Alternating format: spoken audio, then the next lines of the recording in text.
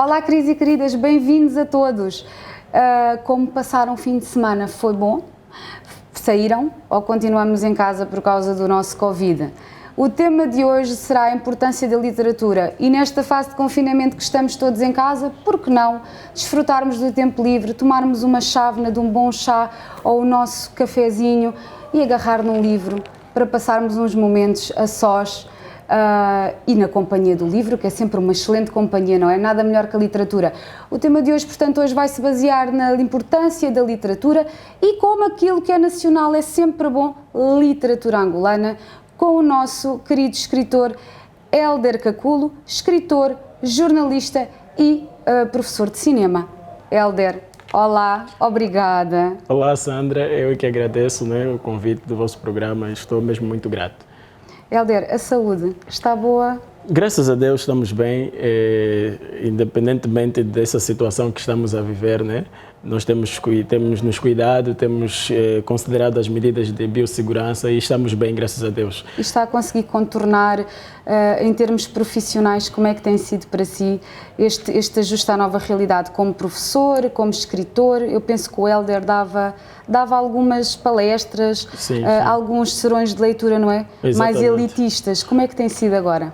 Agora tem sido um pouquinho mais difícil, mas tivemos que nos adaptar, né, à nova realidade. A nível da academia, como não há aula, então temos tempo para fazer outras coisas. A nível profissional, enquanto jornalista, continuamos a trabalhar, porque nós somos da linha da frente também no combate à Covid-19. Então, a nível do jornalismo, temos estado a trabalhar de segunda a quinta-feira. Eu trabalho num jornal que sai às sextas-feiras, a banca. Então, de segunda a quinta estamos a trabalhar, estamos a fazer cobertura, claro, com todos os cuidados que se pretende, né, que se dita ou que são necessários, mas estamos a trabalhar. A nível da literatura também não paramos, né? Eu penso que a Covid-19, apesar das mortes e desse confinamento que criou a nível do mundo e do nosso país, é também uma oportunidade de a gente repensar a nossa forma de viver. Eu penso que sim, penso da mesma maneira, não é? Exato. Nós nos reajustarmos a esta nova realidade e de nos tornarmos mais humanos. Eu acho que as pessoas têm que tirar uma lição disto tudo. Exatamente. Hélder, importantíssimo, jornalista, escritor e professor. Portanto, estas três profissões enquadram-se todas numa só. Portanto, exato. Qual é a importância da literatura na vida das pessoas? Que eu penso que deve ter uma importância tremenda. Tremenda. Desde o vocabulário, a eloquência, até... Exatamente. A aquisição de conhecimento. Aquisição de conhecimento. Eu estive a conversar com um psicólogo amigo.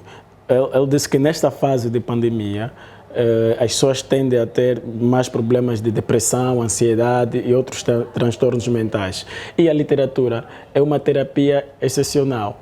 Ele aconselha que nesta fase as pessoas aproveitavam o tempo não só para passar com as famílias, mas para lerem mais. Porque o livro é um mestre mudo. É um escape, não é? Exato. Nós não temos a oportunidade de estar com grandes figuras que nos são referências, mas através da obra dessa pessoa a gente pode ter um encontro com o escritor. Então, a literatura, além de nos proporcionar aquele ambiente saudável para a mente, aumenta o nosso vocabulário. Tem a vantagem também porque ao lermos um livro a gente adquire mais conhecimento, então tem uma série de vantagens, né?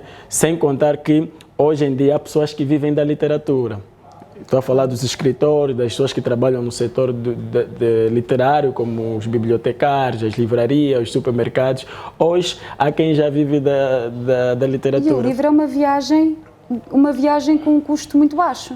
Exatamente. Porque o livro permite-me ir até sítios que se calhar eu não conseguiria ir de outra forma. Nesta fase não conseguimos sair do país, mas podemos viajar no mundo das ilusões, no mundo fantástico das letras. Exatamente, porque existem vários tipos de livros, não é? Exato. Eu, por exemplo, falo pela minha experiência pessoal, que eu li vários livros ao longo da minha vida, que depois acabaram por ir para as telas de cinema, que foram adaptados e que para mim foi uma desilusão à adaptação. Porque nós, quando estamos a ler um livro, eu acho que nós absorvemos e nós vivemos aquela história, nós criamos o cenário na nossa mente. Exato. E então, se o que passa para a tela não corresponder... Acaba com a expectativa. Acaba com a expectativa. Sim. Normalmente o cinema tem desse, né? Quando se pega uma obra literária para se adaptar, vai depender muito da visão do guionista e do próprio realizador. Por exemplo, há um filme que eu gosto muito que é A Paixão de Cristo. Mel Gibson, ao realizar esse filme, não começou a contar a história do nascimento de Cristo conforme vem a própria história bíblica, mas ele começa o filme com episódios do final. Jesus já seja crucificado, a ser maltratado. Eu achei uma forma interessante dele começar o filme, sim, não é? porque cativa logo a pessoa. E ao longo da narrativa cinematográfica é que o realizador vai apresentando alguns momentos de como Jesus era criança, como é que viveu o ambiente que ele tinha, a relação com a mãe, com o pai. Achei muito interessante. Vão aparecendo flashes. Exato. Da então, vida. quando às vezes a literatura, o cinema não vai ser taxativamente igual à literatura, porque o cineasta também é artista, vai adaptando, vai criando, sim, mas não pode ser uma desilusão, né? Isto é também uma coisa que eu gostaria de tocar aqui, muito importante, a necessidade de educarmos as nossas crianças para que elas tenham o gosto pela literatura. Exato. Porque eu penso que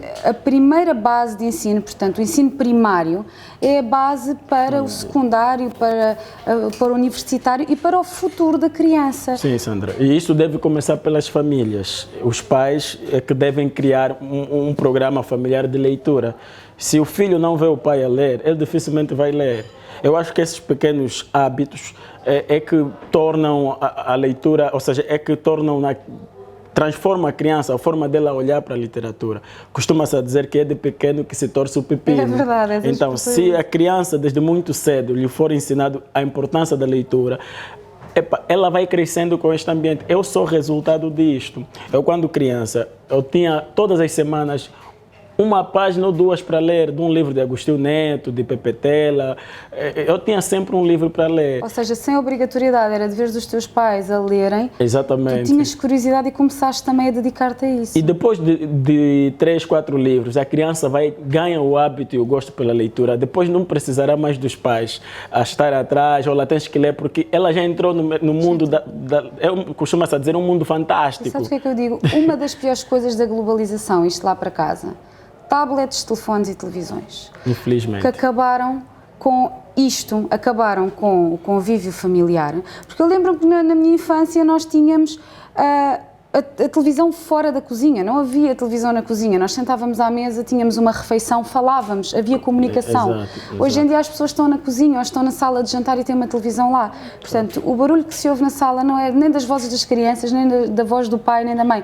É da televisão. As crianças vão para o quarto e estão com o tablet e com o telefone e nem sequer estão. Hoje em dia os livros também já dá para ler um livro num tablet e no telefone, se bem que eu pessoalmente não gosto, eu continuo a preferir o papel, o velho livro de papel que me dá jeito e ponho marcadores, mas eu vejo que as crianças fazem isso e cada vez mais este fenómeno da globalização está a trazer os meios digitais como uma necessidade. E nós vemos agora as escolas, não é? O ensino neste tempo de pandemia tem sido virtual, o que é uma ajuda. É uma ajuda, mas infelizmente nós estamos ou seja, o mundo está a ser cada vez mais digital. E a leitura, que é das melhores terapias que se pode dar a uma criança, infelizmente, falo da nossa realidade, nós não estamos a ler.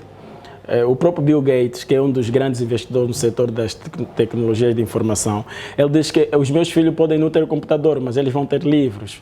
Porque quando eles lerem, eles vão criar outros computadores. Então é importante que os pais que estão em casa incentivam as crianças a lerem. A nível das escolas, é importante também que se crie programas de leitura. Não só aquelas leituras obrigatórias dos manuais escolares, mas também literatura mesmo. Porque a literatura permite a criança viajar. Ela consegue criar um mundo com base naquilo que está a ler. E isso aumenta a sua capacidade de criação, de criatividade. Eu lembro-me do nome da minha professora primária, a professora Wanda Stewart, se estiver a ver. Um grande beijinho, eu adoro-a. Espero que ainda seja viva.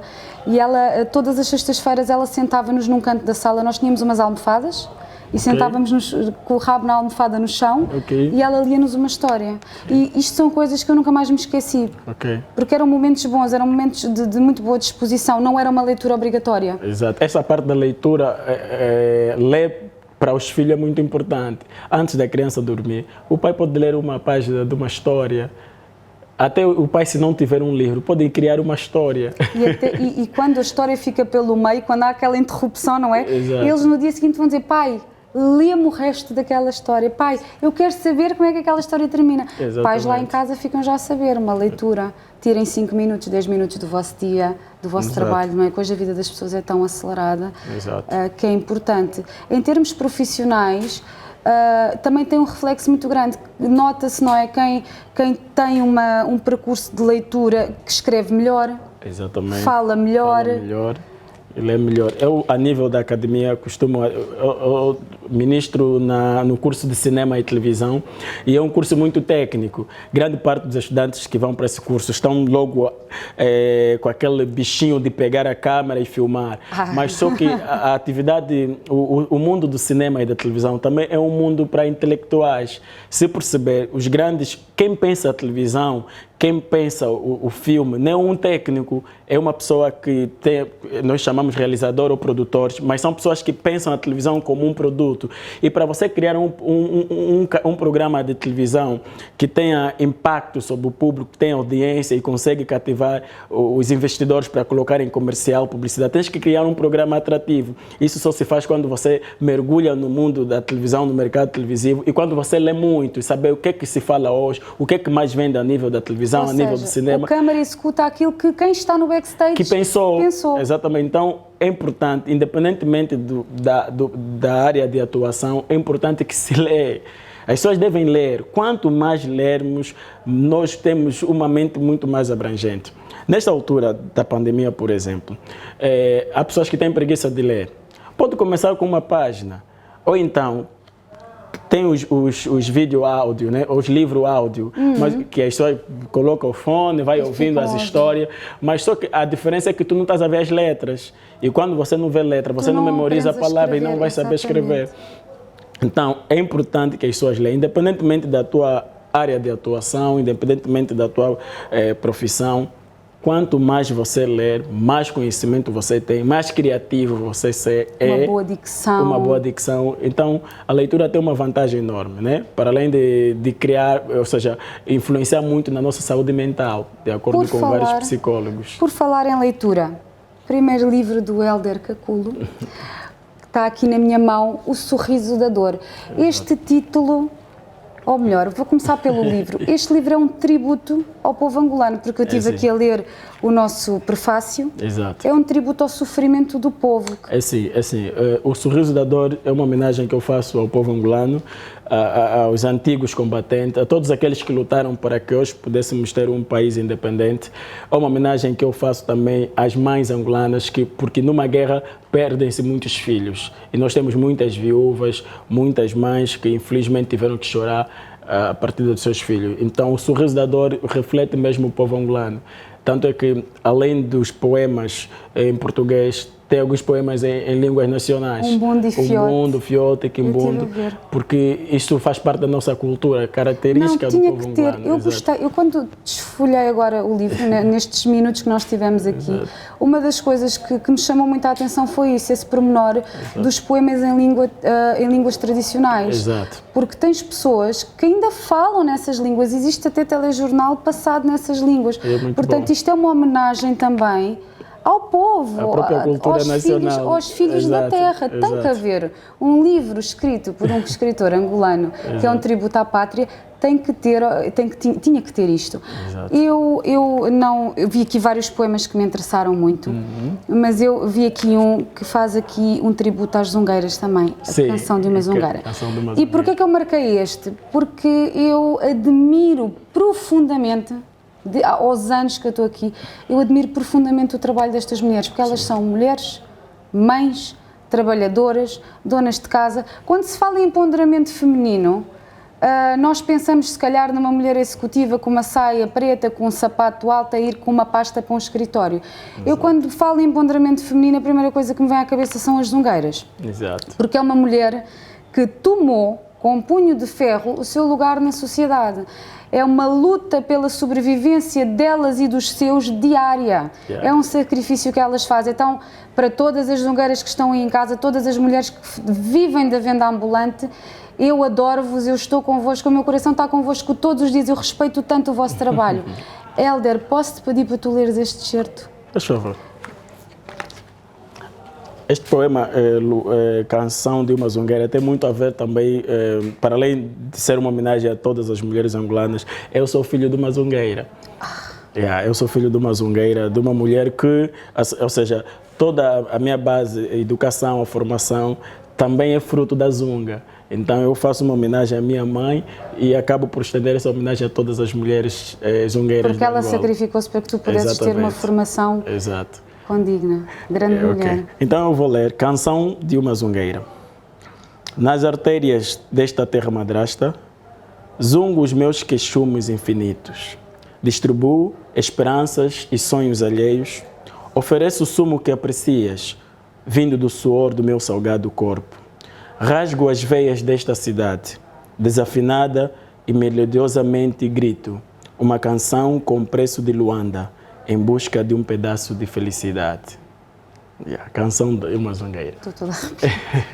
Então, é a homenagem que fizemos às nossas mães, às nossas guerreiras mesmo, e elas têm um peso muito significativo na nossa economia. Às vezes olhamos para as zungueiras como, mais algumas que estão aí, mas o mercado informal ainda tem um peso muito grande da nossa economia. Elas estão aí, parece anônima, mas contribuem muito para a nossa economia. Muito. Elas é que fazem circular os produtos pela cidade. Exatamente. Elas é que têm coragem de ir até aos bairros, buscarem contentores a mercadoria para trazer aqui para o centro. Eu respeito e admiro muito, muito, muito o trabalho delas. Hélder, diz-me uma coisa, para quem está lá em casa, onde é que as pessoas podem encontrar o teu livro? Este livro, infelizmente, já não temos nenhum exemplar. Estamos a trabalhar para tirarmos a segunda edição deste livro, mas dentro de alguns meses vamos disponibilizar.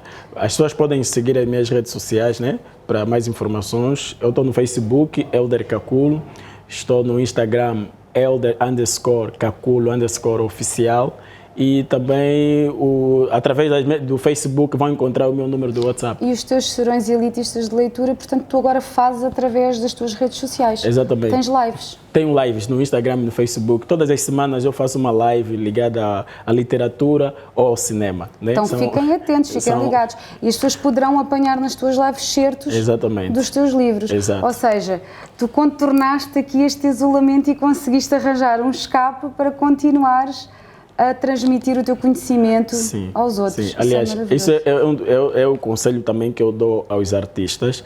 Nesta fase de pandemia, a classe artística é das classes que mais sofre, né? Se olharmos para aquilo que é a nossa realidade econômica.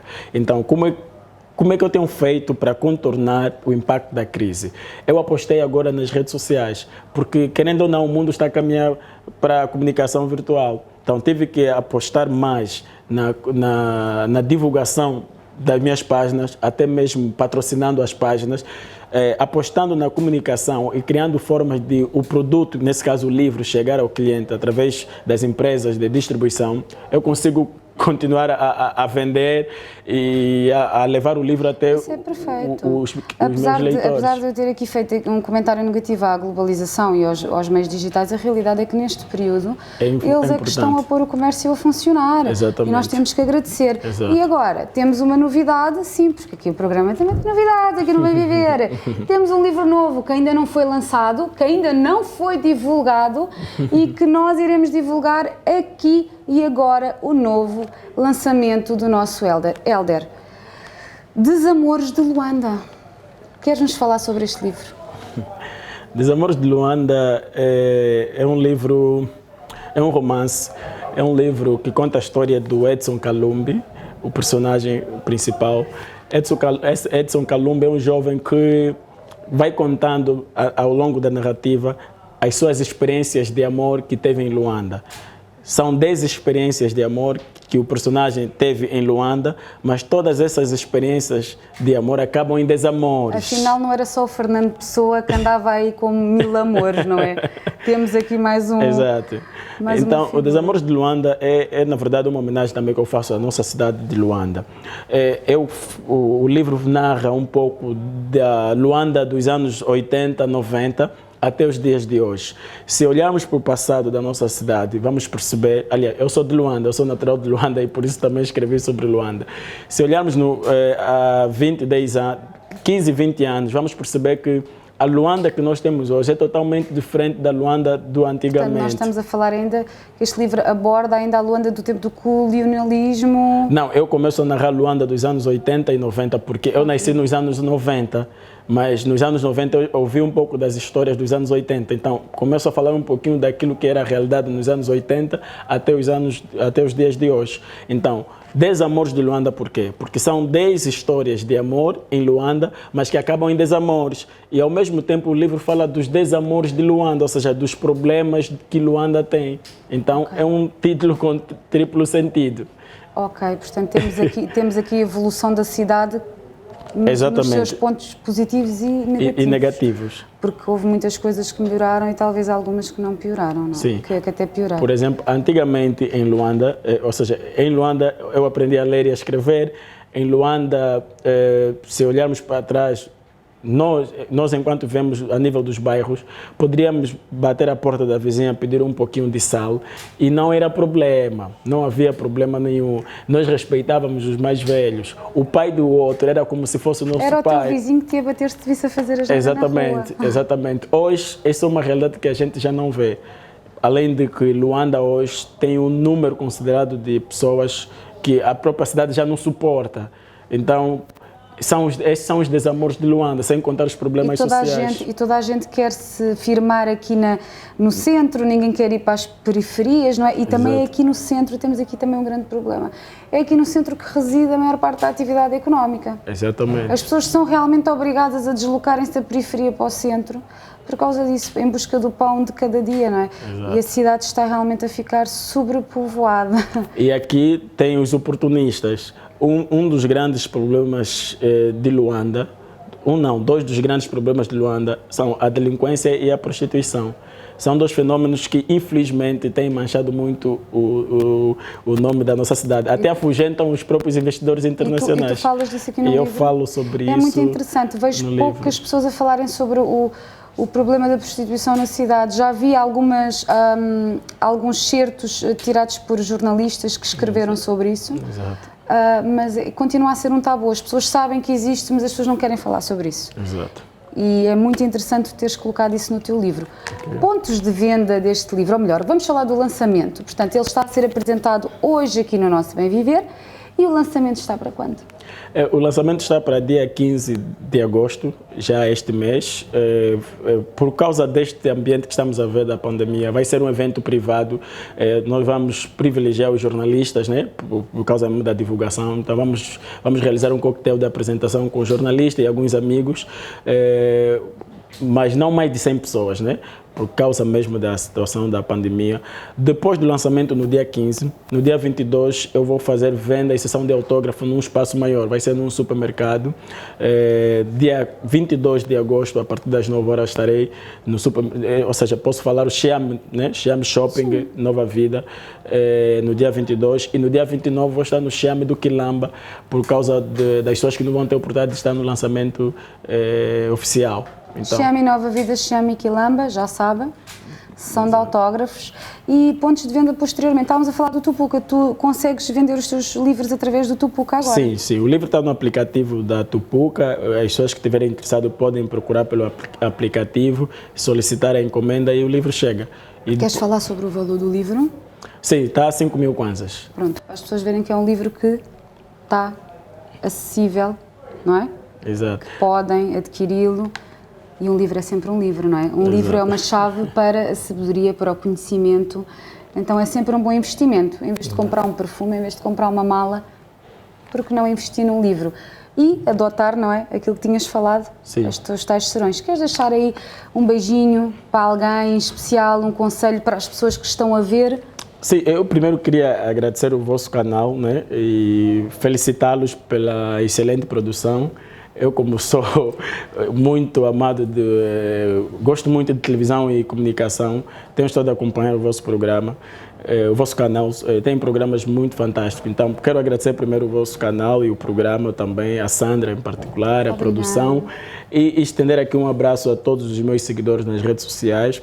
Como sabe, no princípio da carreira é sempre muito difícil as pessoas acreditarem em nós. E vocês que nos convidam agora, que somos quase anônimos, né? E as pessoas que nos estão a acompanhar são pessoas que nos marcam. Um dia eu vou lembrar, espero um dia atingir outros patamares e olhar para trás e falar, não, estive com a Sandra em 2020 e na altura estava no anonimato. Então, quero agradecer a todos os meus seguidores, ao vosso canal, a Sandra em particular, por esse apoio, né? Que é um grande apoio. O apoio às vezes nem é só financeiro, é mesmo aquele incentivo, aquele like que nos dão, a partilha dos conteúdos. E quando alguém nos lê é muito importante. Então, agradecimento especial aos leitores, aos meus seguidores e ao vosso canal. Muito obrigada. Um beijinho para a mãe. Queres deixar um beijinho para a mãe? Sim. Mãe, a minha mãe sabe que tudo que eu sou hoje é resultado do teu esforço enquanto mulher angolana. Então, mãe, virão ainda muitos sorrisos, né? Apesar da dor que infelizmente nos persegue todos os dias, mas a mãe é uma mulher batalhadora e vencedora. Então, mãe, um beijinho para ti, um beijinho também para minha esposa, a Isandra Caculo, a minha filha e aos meus irmãos. Estamos juntos, obrigado por estarem aí do outro lado e nos darem aquele empurrão. Muito obrigada, Hélder, por teres vindo. Foi um prazer. Obrigado. A casa é tua, vais chegar muito longe, eu tenho a certeza. Obrigado. Todos nós começamos por algum lado e com fé, foco e muita determinação e Deus sempre à frente, amém, a gente chega onde a gente quiser. Amém. Muito obrigada. Para quem está aí em casa a assistir até agora, eu tenho uma mensagem para vos deixar. Não se esqueçam de subscrever o nosso canal Lifestyle em Português em www.youtube.com. É verdade, chegámos ao fim de mais uma edição. O que é bom não dura sempre, temos o tempo muito limitado, mas cá estaremos numa próxima com mais um convidado. No entanto, podem seguir-nos também no Instagram e ficar a par de todas as novidades. Antes de fecharmos, queria deixar um agradecimento especial ao TEN que nos cede este espaço onde decorrem as gravações. Um grande beijinho para os queridos da boutique Eurostore no Talatona Shopping, que foi quem me vestiu hoje. Alessia Cabeleireiros, que trata dos meus longos. Ciana Makeup e Edson Rodrigues, Stylist. Um grande beijo a todos, meus queridos, e não se esqueçam de bem viver.